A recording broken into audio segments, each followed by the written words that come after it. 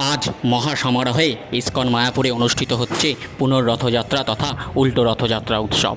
আর এই পুনর্রথযাত্রা তথা উল্টো রথযাত্রা উৎসবে ইসকন মায়াপুরের বিশেষ অতিথি হিসাবে উপস্থিত রয়েছেন বাংলা চলচ্চিত্রের বিশিষ্ট অভিনেত্রী তথা প্রাক্তন সাংসদ মিমি চক্রবর্তী।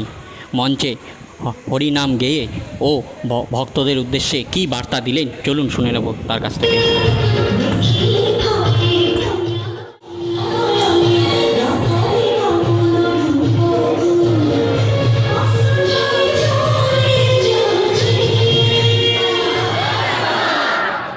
আমি সবার আগে কৃতজ্ঞতা জানাই সবাইকে যারা আমার আমন্ত্রণ জানিয়েছে। আর এটা আমার অনেক বড় সৌভাগ্য যে আজকে আমি এখানে উপস্থিত হতে পেরেছি, প্রভুর কাছে আসতে পেরেছি।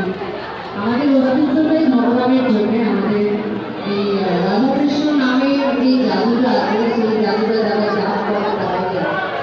আর আমাদের অনেক ছোট মানুষ আজকে কিন্তু পেয়েছি পুরোটাই প্রভুর আশীর্বাদে, প্রভুর দয়া।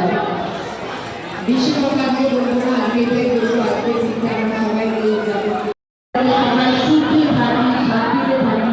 সব জিনিস আসবে যাবে, কিন্তু সুখ আর শান্তিটা থাকলে জীবনটা খুব ভালোভাবে কেটে যায়।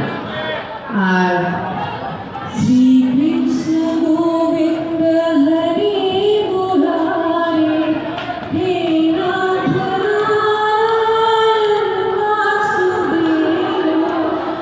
এই নামটায় যা শক্তি আছে, আমি যে কোনো বিপদে পড়লে, যে কোনো খারাপ সময়, মন খারাপ হলে বা যখনই গাড়িতে আস্তে আস্তে যখন এইটা যখন করি তখন মনটা ভালো হয়ে যায়, মনে হয় শুদ্ধিকরণ হয়ে গেল।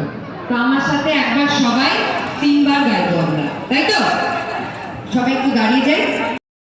শ্রীকৃষ্ণ গোবিন্দ হরে মুরারি হে নাথ নারায়ণ বাসুদেব। শ্রীকৃষ্ণ গোবিন্দ হরে মুরারি হে নাথ নারায়ণ। শ্রীকৃষ্ণ গোবিন্দ হে নাথ নারায়ণ বাসুদেব। জয় জগন্নাথ, জয় জগন্নাথ, জয় জগন্নাথ।